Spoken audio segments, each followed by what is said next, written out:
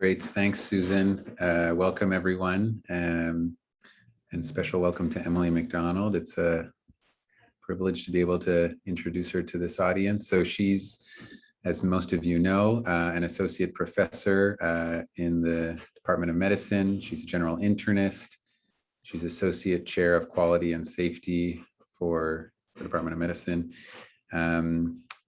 She did clinical training here. She did research training at Toronto at Sunnybrook Health Sciences Center in a program that's called clinical effectiveness. A research fellowship there, and then sought additional training at the Harvard School of Public Health in clinical effectiveness. So really kind of I think, really active area of innovation and research. And she's been really productive, really prolific.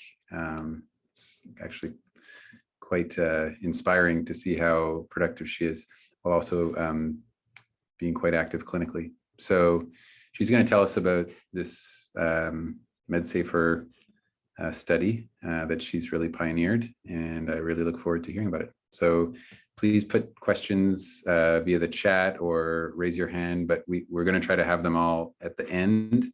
Unless you have some super burning question, then just let me know. Take it away, Emily.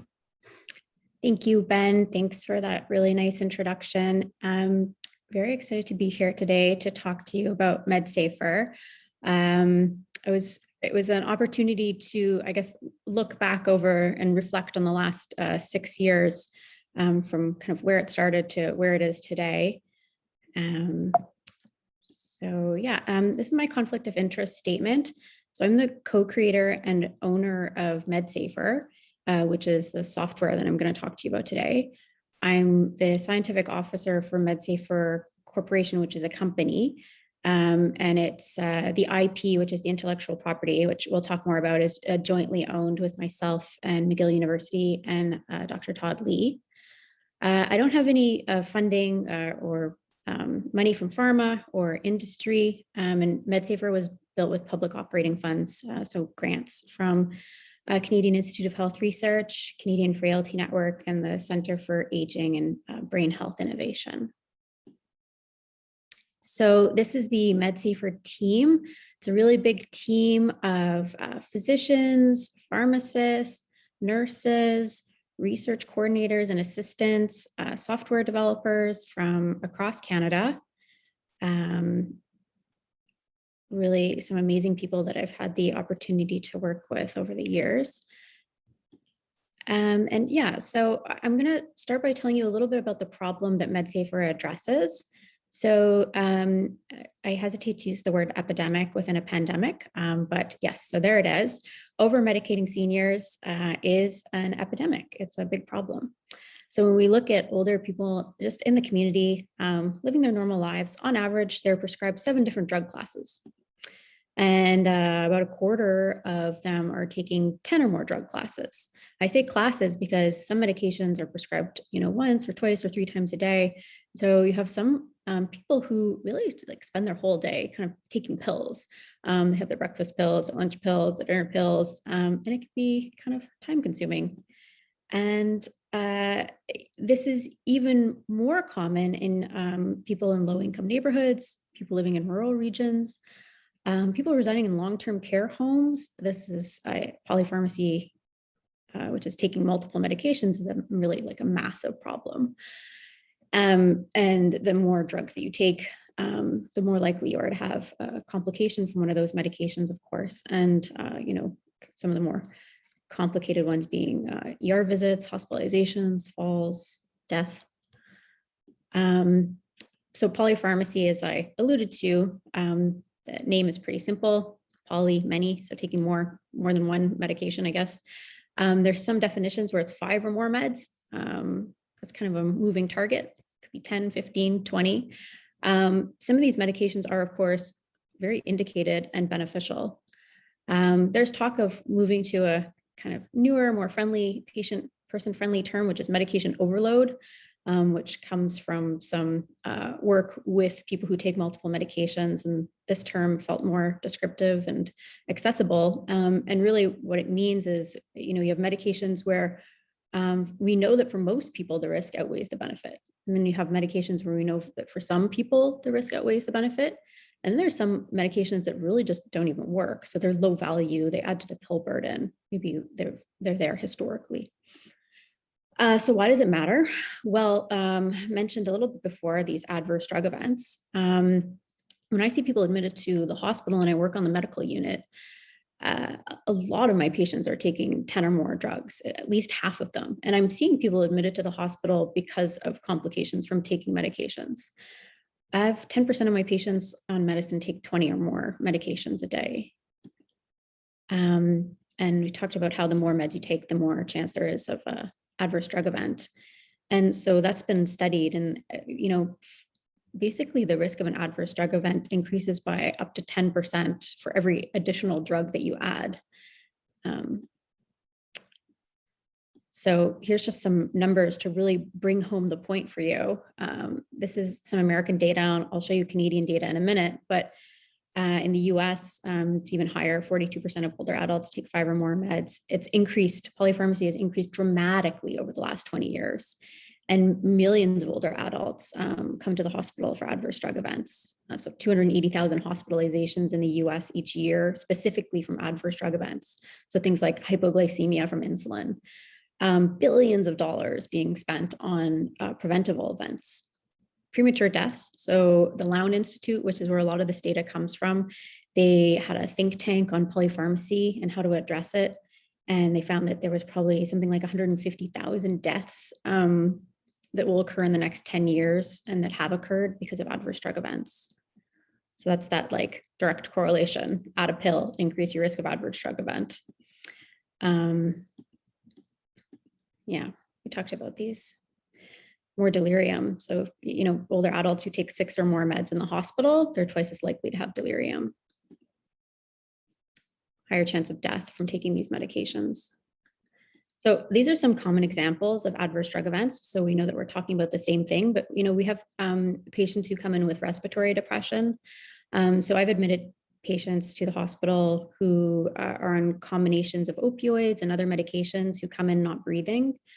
There was an interesting study that showed that most often when people come into the hospital with an opioid overdose, they're discharged from the hospital on the same dose of opioids. Kind of shocking.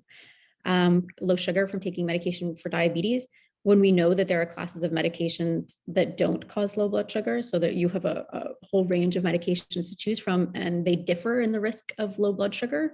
And yet some of these medications continue to be prescribed for high-risk patients. There's a new class of, there's a class of GABA medications called gabapentinoids that are commonly prescribed. These can cause swelling, falls, change in cognition. You can get prescribing cascades where you develop a symptom from your medication, and instead of stopping the medication, you get a second medication to treat the symptom of the first medication. So that happens all the time, prescribing cascades. Falls, hip fractures from sleeping pills, off-label use of antipsychotics, very, very common. I was just reviewing meds from one long-term care home in Ontario this afternoon, and 60% of the residents in the home had a PRN order for hydromorphone, an opioid, which I thought was really interesting. That's not normal. And then, so gastrointestinal bleeding, so use of combination blood thinners, often beyond the indicated durations. You have people who for, 6 to 12 months were meant to be taking 2 blood thinners, but then it continues often for years until there's a complication. And then you may or may not be lucky enough at that point to have someone kind of thoughtfully reflect and stop one of the 2 blood thinners. Some people, again, come in bleeding, you get sent home on the same combination of medications. So what do these all have in common? They're very well described in the literature. They're frequent. You see them all the time when you work on medicine, work in the ER. They're predictable, right? I know that 2 blood thinners, 3 blood thinners, every blood thinner I add, the risk of bleeding goes up. They're preventable because they're so well described and predictable. So we don't often act a priori. We sometimes react after there's been a complication, but maybe, these things could be looked at earlier and you could prevent an adverse drug event, even if it hasn't already happened. But we often live in a world of kind of don't rock the boat. And if you haven't seen a problem yet, then let's just kind of leave well enough alone. But these things are life altering. So they lead to unnecessary hospitalization, sometimes in people who don't want to go to the hospital, right? So maybe someone has moved into a long-term care home and their life goal is to spend the next 6 to 12 to 18 months in the home and not be hospitalized and not die in the hospital. They lead to reduced autonomy, reduced quality of life. Oftentimes, we admit people to the hospital and we can reverse the adverse drug event, right? We can transfuse you blood, we can stop the blood thinner, but there's almost no way sometimes to undo the harm that occurs from just being older and in the hospital.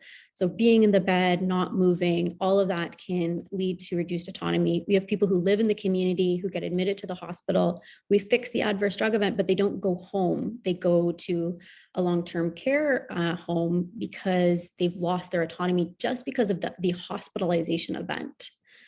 So it's really important, I think, to try and prevent these things from happening. So here's the Canadian data that I told you about. So I'm going to talk all of these medications that we know can cause complications. They're referred to as potentially inappropriate medications, or PIMs. So you're going to hear that term a lot today.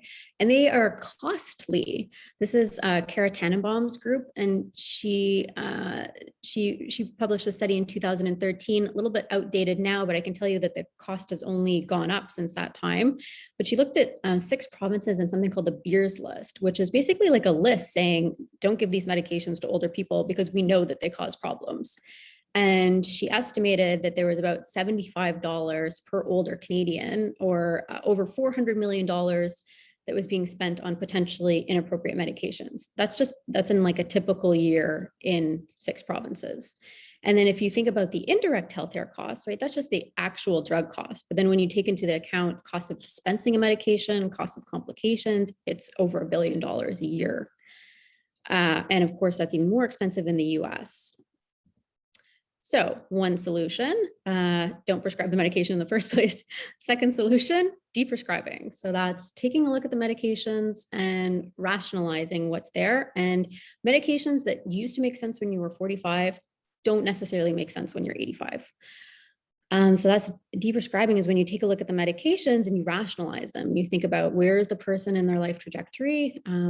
Is there a measure of frailty? What are their goals? Are they benefiting from these medications now? Or is this a medication that they're meant to benefit from in the future? Are they going to accrue that time to benefit it? And you rationalize and you stop the medications gradually over time, watching for symptoms, come up with this plan. And in the end, you hope that they're on, maybe they still have polypharmacy, but maybe they're on, 5 meds instead of 10, and maybe all of those meds are beneficial as opposed to just some of them. And maybe for all of them, the benefits outweigh the harms. So that's another way of, calling that is a prescription checkup. So you can call it medication rationalization, deprescribing, prescription checkup. These are all kind of similar terms for the same idea. So I think it's always useful to look at a specific story. I switch out my grandmas in these talks. Today you'll hear about Nora McDonald. She was 97, living autonomously. So she lived on a big property in Esuias in Vancouver. And she looked after the property. She was pretty good for 97, but she fell, right? She fell at home. And I'll show you what her home meds were, and I'll show you what happened in the hospital. But basically, she got a pneumonia, and she was in the hospital for 5 weeks. And at the end of that 5 weeks, even though she was totally autonomous before she came in, she was not at all autonomous by the time she left. She was discharged to a long-term care home. She never went back to her property in Esuias. And she wasn't able to care for herself, and they diagnosed her with cognitive impairment. So that's the picture of the day that she was admitted to the long-term care facility. Not a lot of energy. She doesn't look very happy. And my uncle sent me this email, and he said, she's struggling. She can't go to the bathroom. She can't dress herself. She can't comb her hair. These are all things she used to do, right? She doesn't do her jigsaw puzzles. She used to email, and she can't do it anymore. She doesn't play her games on the computer. She's not interested in reading. She can't knit her hands. She's clumsy. She used to do crossword puzzles. She can't do them anymore. All that in 5 weeks, right? That's a lot to lose. So, we talked about our goals and they were pretty simple. We wanted to maximize any kind of functional independence and cognition and spend quality time, right? Grandma's 97. So these were her medications at home. Found out she was taking a sleeping pill for a long time, a benzodiazepine. Well, she wasn't a very anxious person, but anyways, I guess she was taking that for sleep. And she was taking a pretty hefty dose of blood pressure medication. May or may not have been needed, an inhaler for emphysema. When she went into the hospital, they started her newly on a long-acting opioid. And they started giving her medication for restless legs, like in morning, afternoon, at night. You get like funny side effects from this medication, makes you feel weird.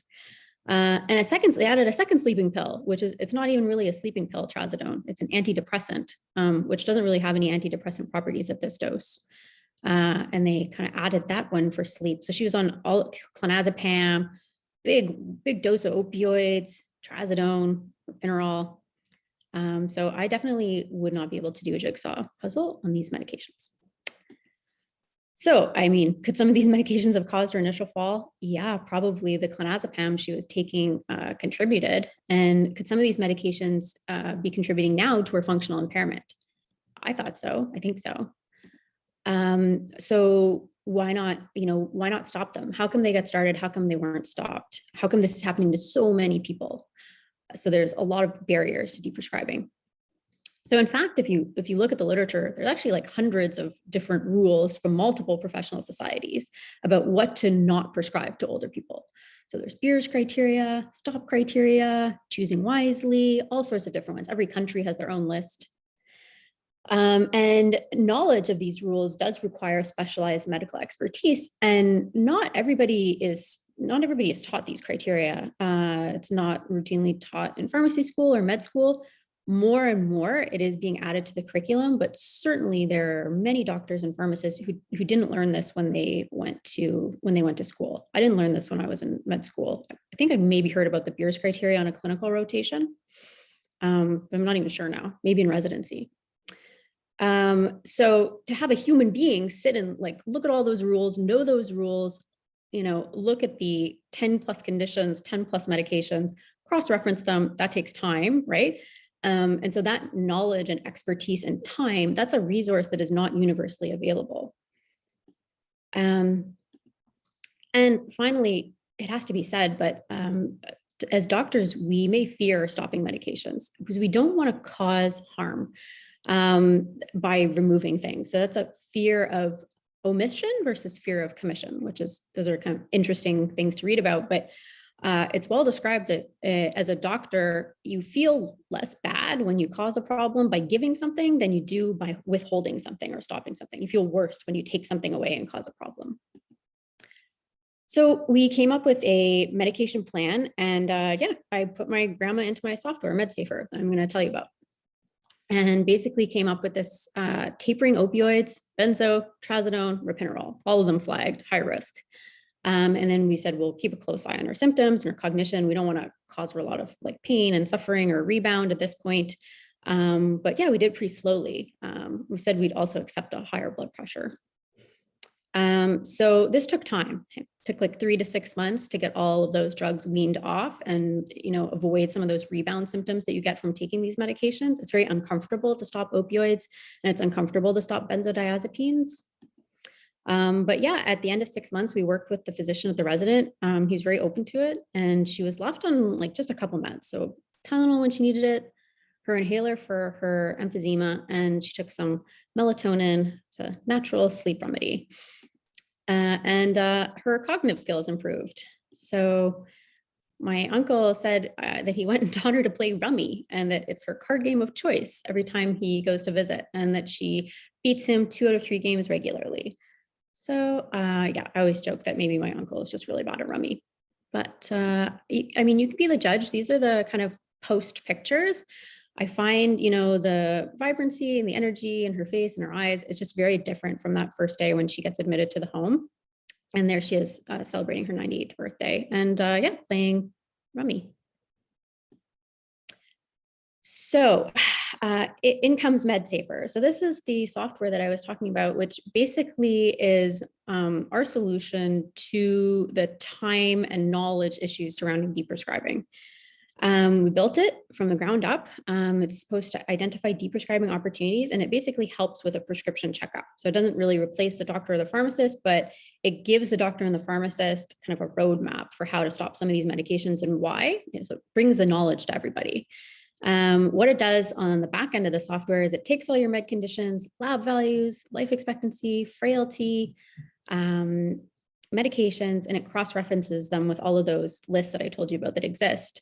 And yeah, what we did was we took the software and we integrated it in long-term care homes so that you could go right into the electronic health record and use the existing data to make a report. So as a physician, you can log into the health record. It already contains med conditions, medications and conditions. You click a button, you say, hey, MedSafer report. It's very cool. And this gets generated. And that's basically the time it takes, honestly. So this is our old report from a couple of years ago. This is the report that we gave during a study I'm going to tell you about called the MedSafer study. And yeah, you can see it's, it's got the drug, it's got the cause of the alert, and there's some information about why it might not be good. And then TI means tapering instructions. This is our new report, very snazzy, just came out. So we, I'll tell you also a little bit about this, but we applied for an innovation grant award from McGill, and with the money from the innovation award, we were able to pay for some upgrades in user interface. So that was kind of cool because we were able to take our old report, which we had made, and upgrade it to this one. So this is what the report looks like now. So we classify the drugs into, these are like high risk ones. These are ones that are intermediate risk for an adverse drug event. And we have also, it's not shown here, but drugs of what we call little added value. And for tapering instructions, we have them at the end here. And we partnered with the Canadian Deprescribing Network so that you can go and use their patient materials. You can print off like a brochure if you want to give the family or the person some more information to read about. So I'm always, if you've worked with me in the ER, I'm always printing these out and giving them to patients that come in with falls or delirium. I think they work. They were made by the Deprescribing Network with patient input. So that's pretty cool. And they're bilingual.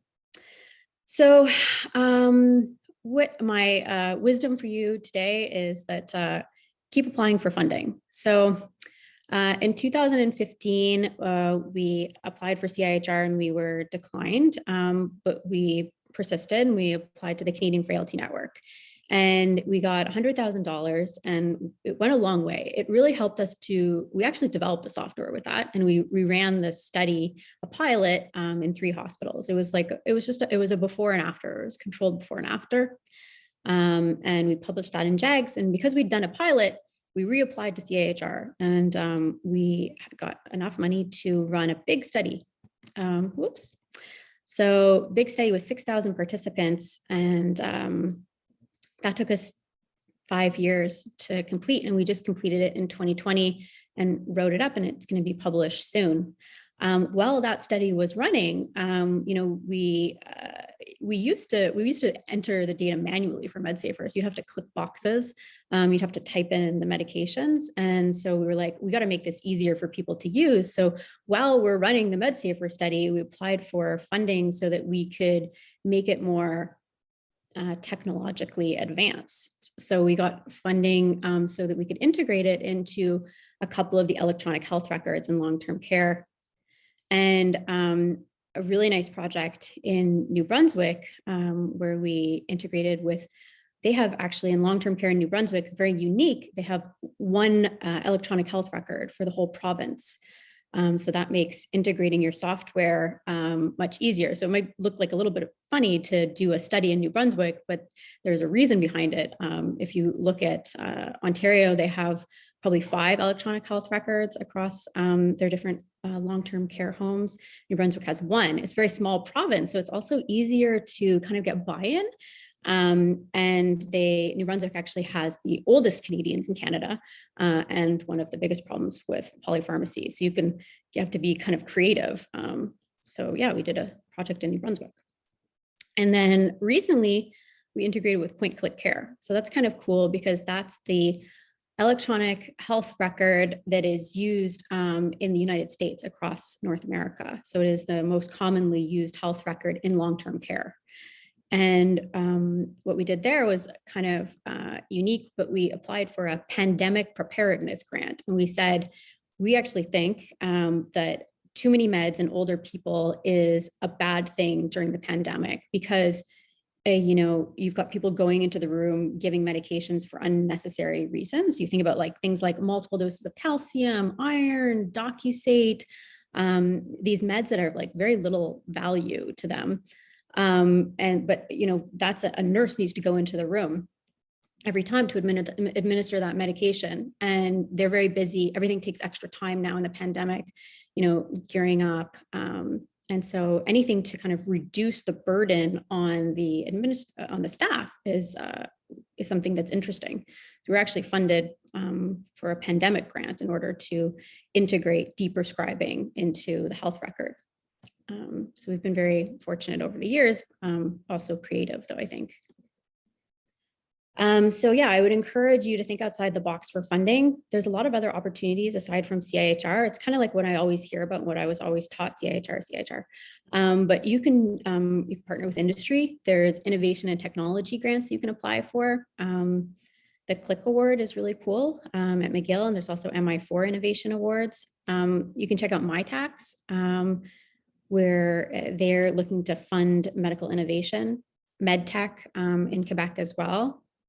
If you're working in the area of geriatrics or older adults, which many of us are because the population is aging. And so almost anything that you work on, I guess, at the second half of life, you can apply for funding through Canadian Frailty Network, the Center for Aging and Brain Health Innovation.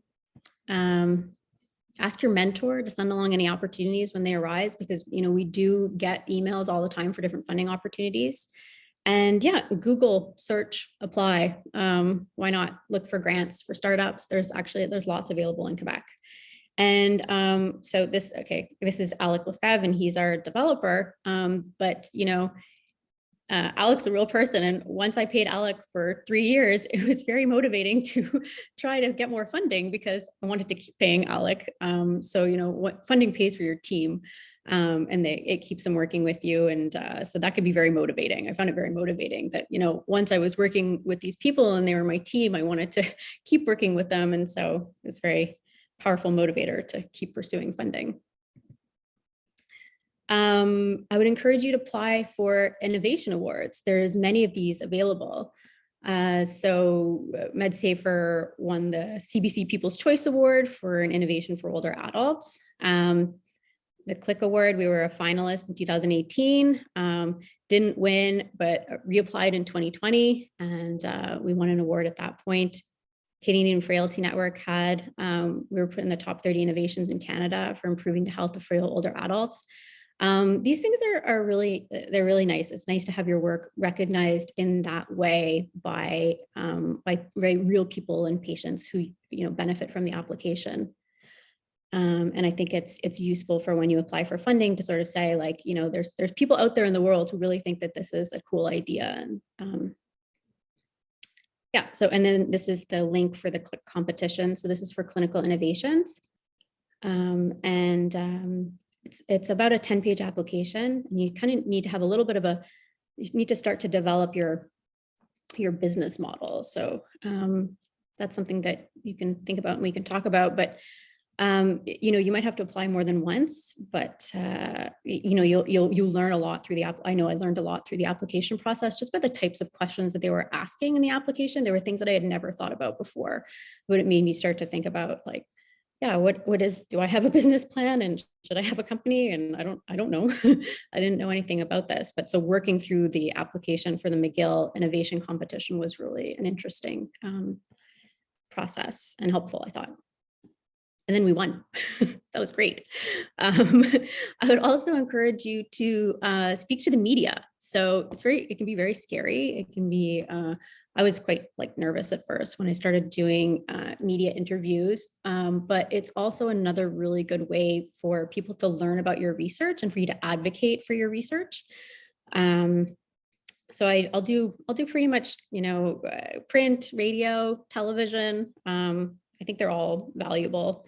You can build up your CV, and it's really good experience to learn how to speak about your research, because if you can figure out how to explain it on global news to the general population, I think you're going to be able to kind of better articulate, even in your grants and your applications, the value of your research or your intervention. So this was my first time in front of a green screen. That was exciting. You should get to know Fabienne Landry. She's she works at the MUHC, and she's in the media office. So there's a hospital media and there's the research institute media.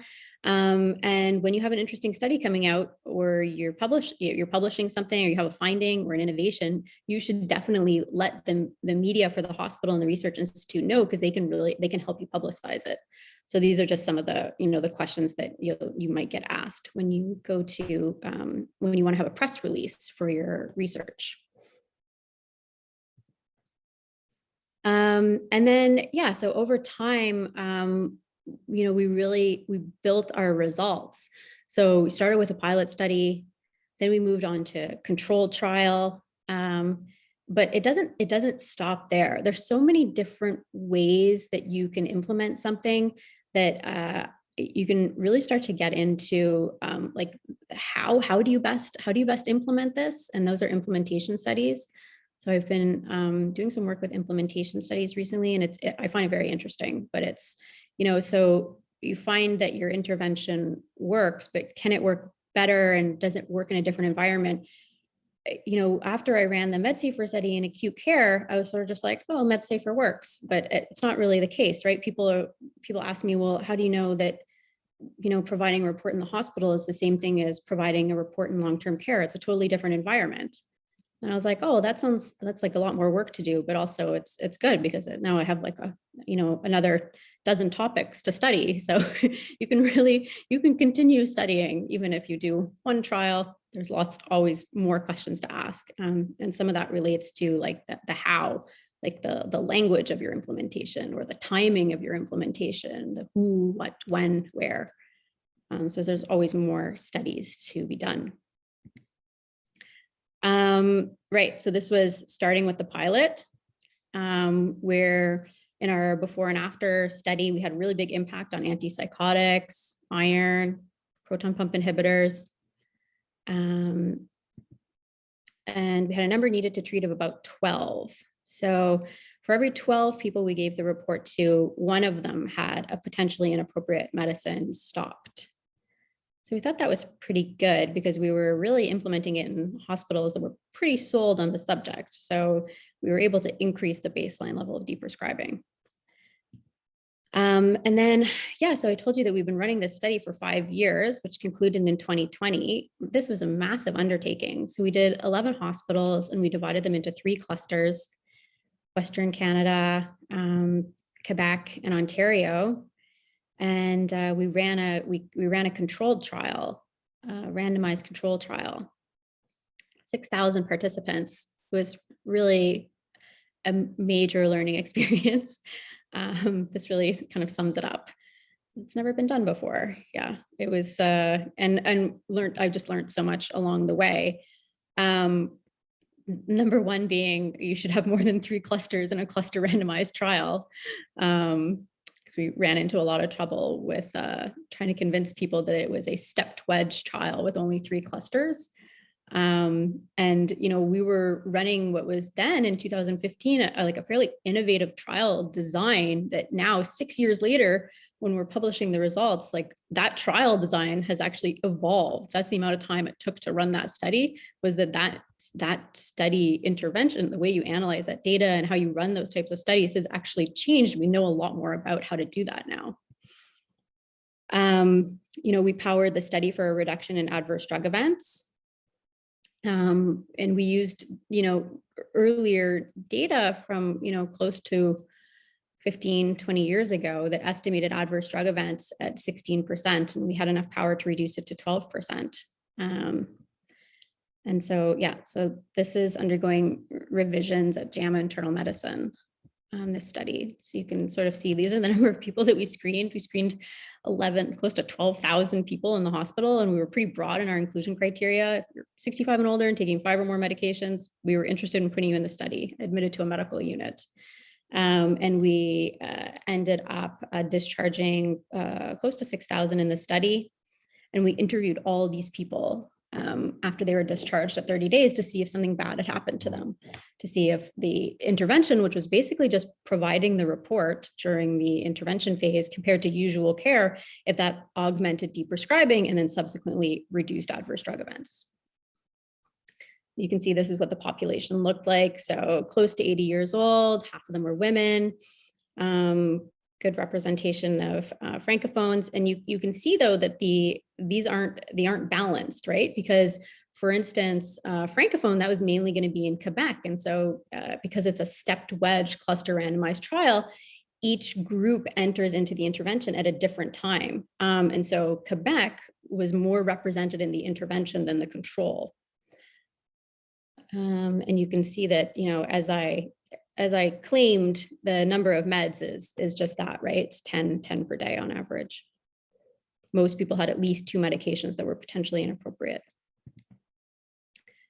And the intervention was very effective at increasing deprescribing. So it was much more effective than our pilot study. Remember, that was a number needed to treat of 12.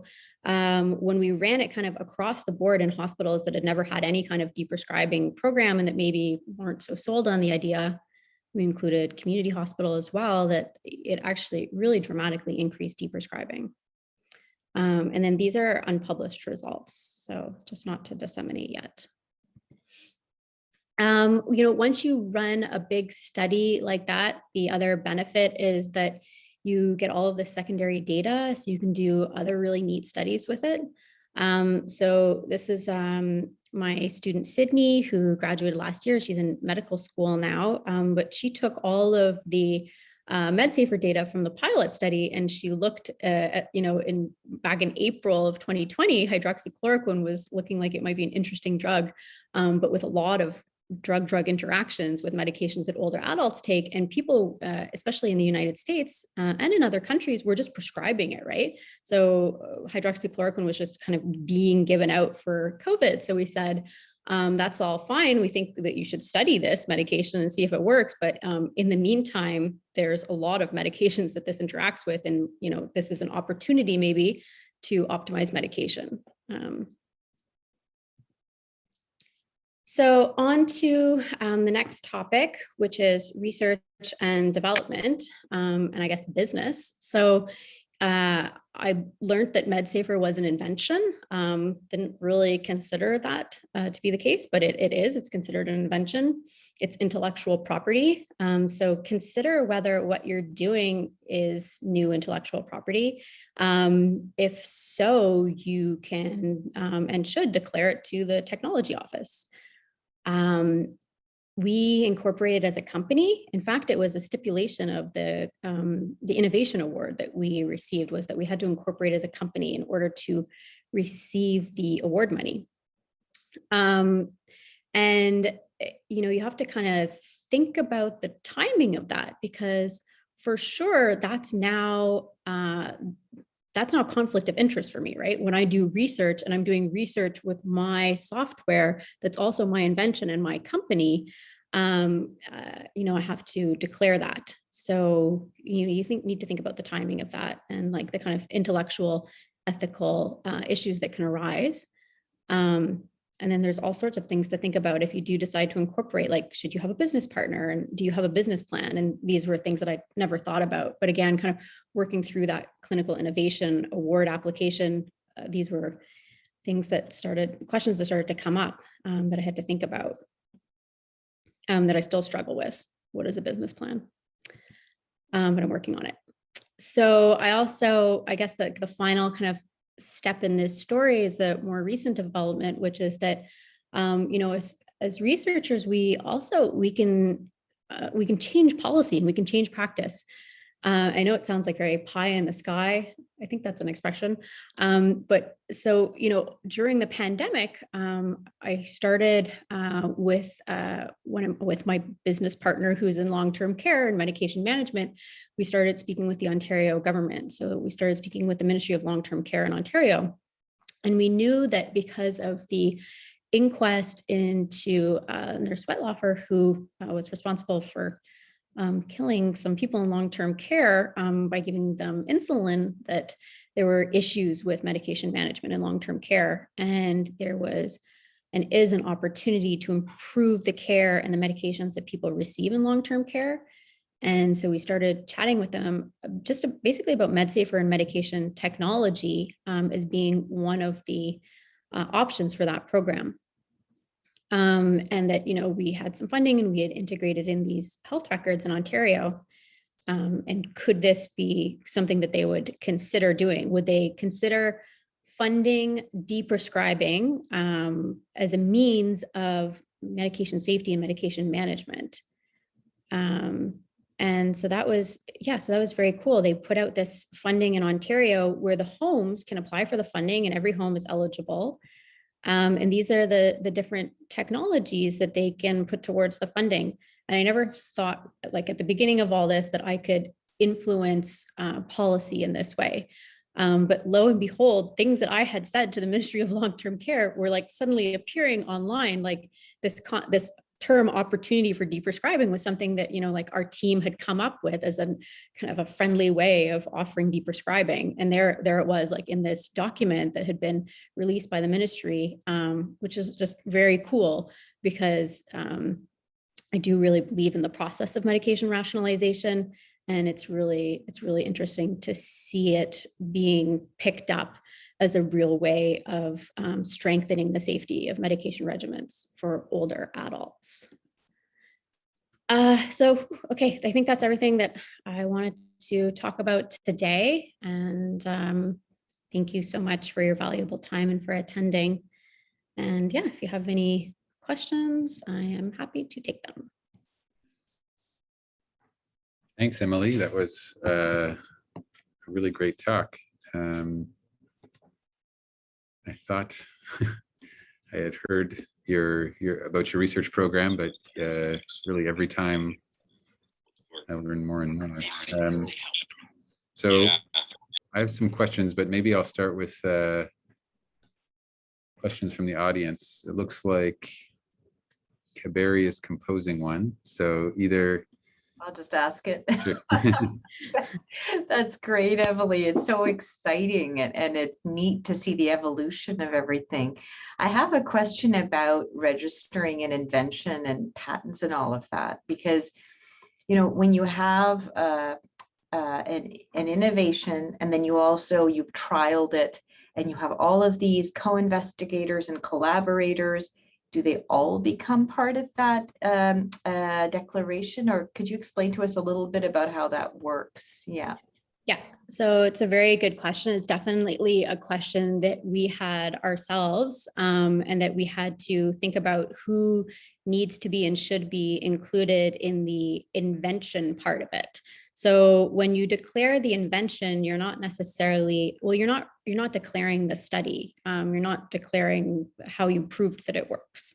So you need to think about who really wrote down the recipe. In our case, the recipe was, how do you cross-reference the medications with the conditions and with the lists? We also had to think about, those lists are publicly available data, but if you're using data that's owned by someone else, for instance, the Beers criteria is a registered trademark. And so we can't actually call it the Beers criteria. We need to call it the American Geriatric Society criteria. But so all of these questions come up along the way. But the Office for Invention at McGill does know how to deal with all of these things. And they have a list. And we had multiple meetings with them where they asked all of these questions. And they said, who do you need to consider adding? You need to think about, this data that you're using, where does it come from? Is it open access? Is it free source data? Do you need to bring other people on? When we hired our developer, the developer works for us. And so your developer needs to sign a waiver to say that their work product is owned by the investigators. Subsequently, we offered part ownership, like shares, to our developer, but that's not obliged. And so you have to have that agreement with your developer that the source code that they made for the application, that you own that as the investigator because you've hired them for that work product. So there's all sorts of things to think about, and some things that, we only found out at year 2.5 that we were like, oh, we really should have done that like way before. We declared the invention, but then, the copyright didn't go through right away. And, there's lots of different hurdles along the way. But I would say that the Office for Invention at McGill, they're there to help you for that. And you can work with them, and they'll take it all the way to market for you. But then you have to give them a bigger part of the whatever money your company or innovation makes. Or you can opt to do it all yourself, and then you end up giving McGill a smaller amount. But whatever you invent at McGill owns. So as an investigator at McGill, and because you work for McGill, they own part of whatever your brain comes up with. So they're part owners in whatever company or invention or innovation you come up with by default. And it's just a matter of what proportion they own, and how much you want them to be involved in that setup process all the way to kind of development and sales. And was there a lot of conflict along the way, Emily, or was it smooth in terms of, like, with your developer? I imagine he'd worked on it before you'd necessarily like made that declaration. So you might have had to. I have to say it was very smooth in our case, but we were also, like, in the beginning coming up with the code for the application, we were quite a small group. But I can see it becoming more difficult the more people that are involved. So yes, we were lucky that it went very smoothly, but we struggled a lot with what a business partner would look like. So because, we're scientists and researchers and have no idea how to run a business. And we weren't really interested in that aspect of it. And so wanted to have a business partner to kind of take over that angle and stick to the research. But then, but if you don't have any profit, it's very hard to pay a business partner to do that, and so then you're giving away some of what you invented to them in order to have them market it for you. And so, like, it's a lot of difficult concepts to struggle with. MedSafer doesn't. I think we have $8 in our bank account, but but that can change, right? Like that can change. And so you're thinking about, like, what are the different outcomes that are possible.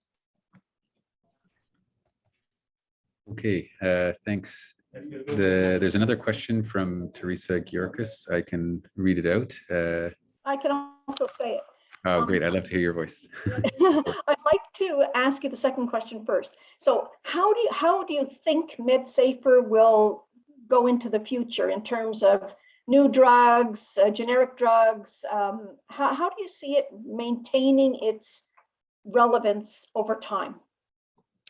Yeah, it's such an interesting question. And I feel also like in that question, you have to, like, is it always going to be used for good? Could it be used for evil?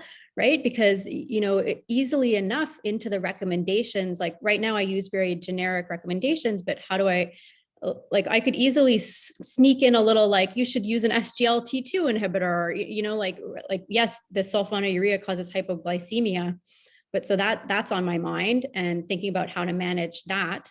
And then I have this confidence that it will maintain relevance because I see, like, over time, you drop one sleeping pill, it gets replaced by another. You drop the new one, it gets replaced by another.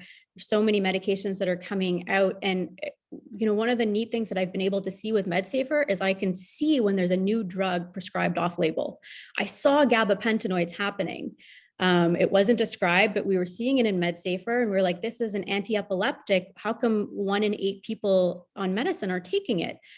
And we looked into it, and it hadn't been described, but it was, in fact, it was like the 6th or 7th most prescribed drug in the United States at that time.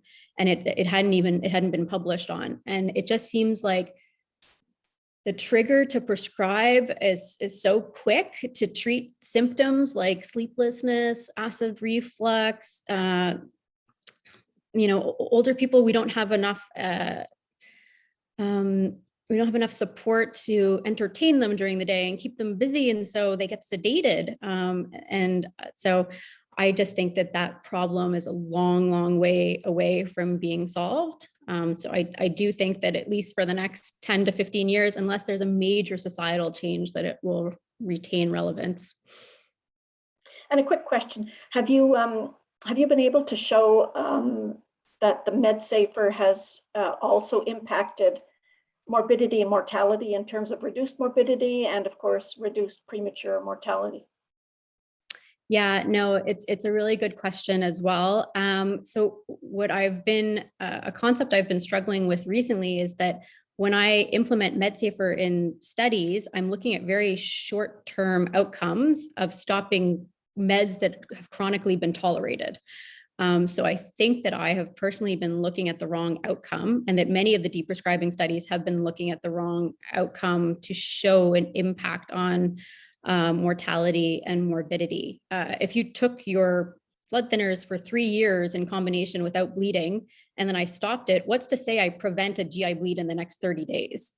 So I think that the future studies of deprescribing, we also need to look at the high-risk drugs. I was looking at like stopping a stool softener and trying to prevent an adverse drug event. That was never going to happen.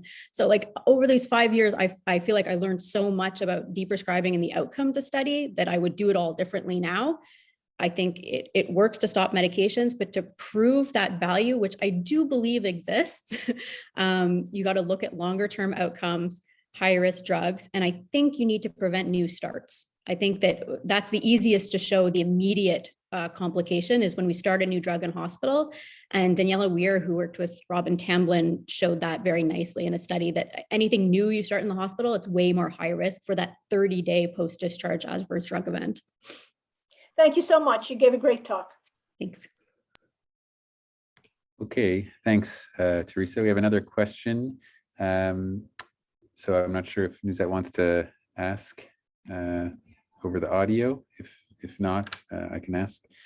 The question was, do you have data on the user experience? For example, clinicians who used MedSafer? Yes, thank you. Yeah, thank you for asking. So we got some really interesting survey feedback. So we did surveys for the physicians who used MedSafer in a couple of the hospitals in our trial. Overall, feedback very positive. So people were not bothered by it. And I think that's because, I and my colleague, we designed the report for doctors in acute care. So we had some insight into, we wanted a very clean, short report that was easy to follow, not too prescriptive, but just sort of said, hey, by the way, did you know? And it would be easy enough to stop this like while you're at it. And so, the kind of just like scale of 1 to 10, how likely are you to use this type of feedback? It was all very positive.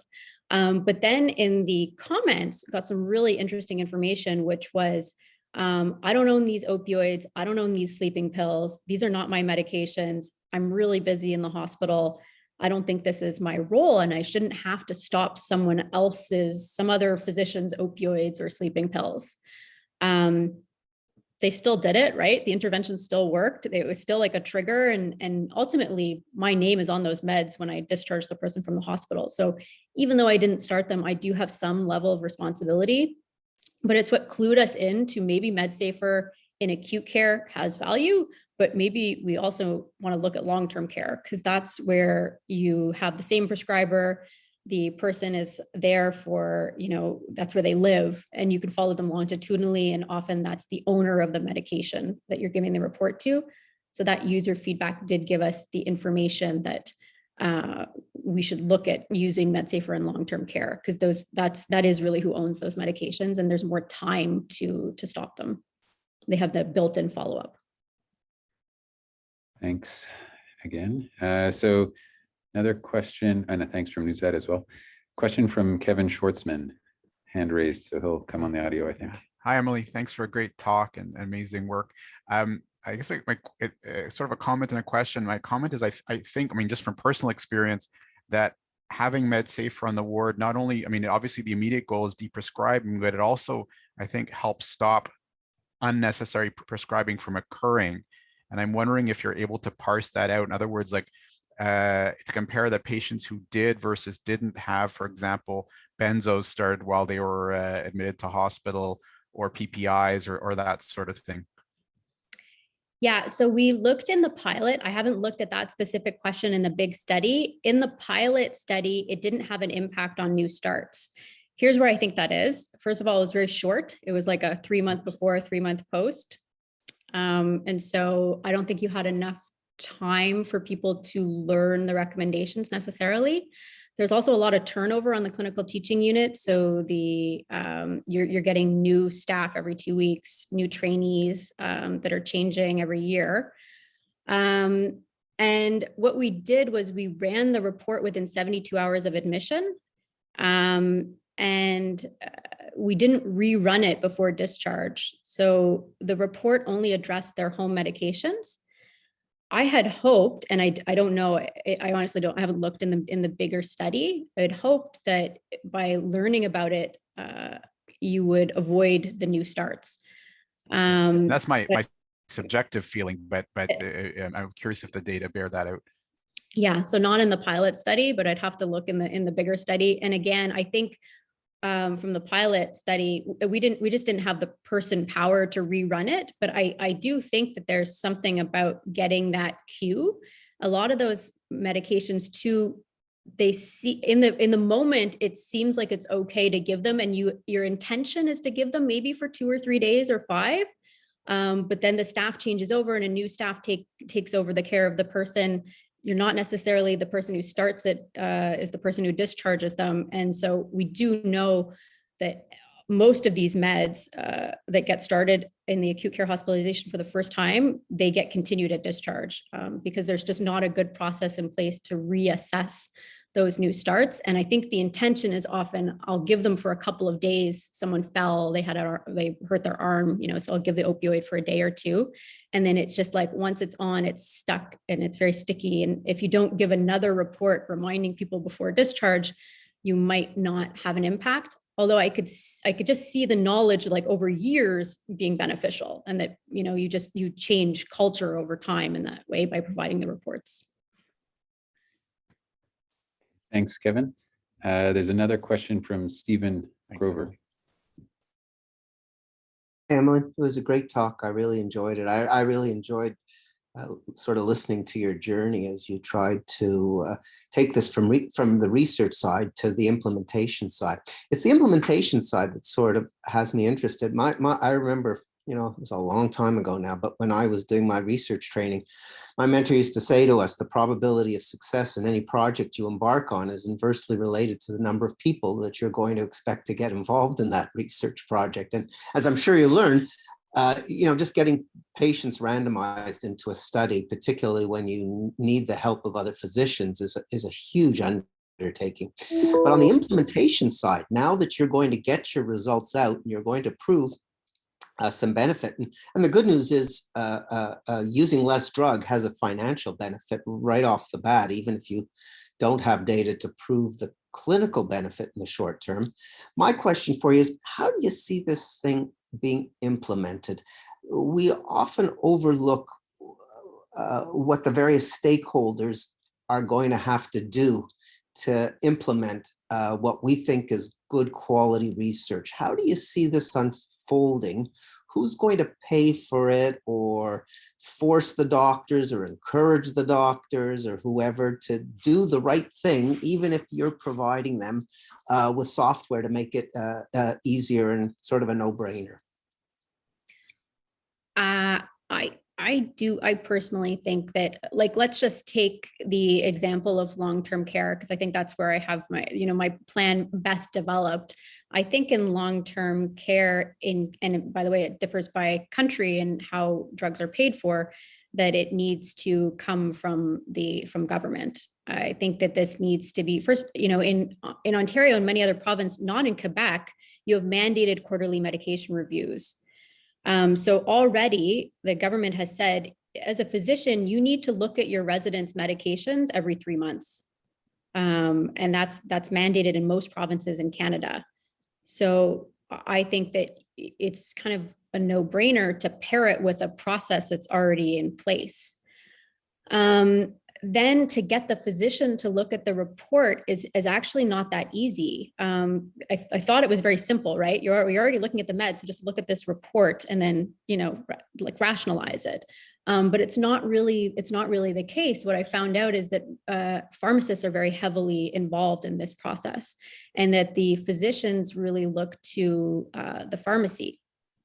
And then you have to look into like, well, how is the pharmacy remunerated? And, do they receive a certain amount of money for doing these medication reviews? And as it turns out, they get the same amount of money to do a 5-minute review as a 60-minute review. And so it's in their best interest to cut down on that time.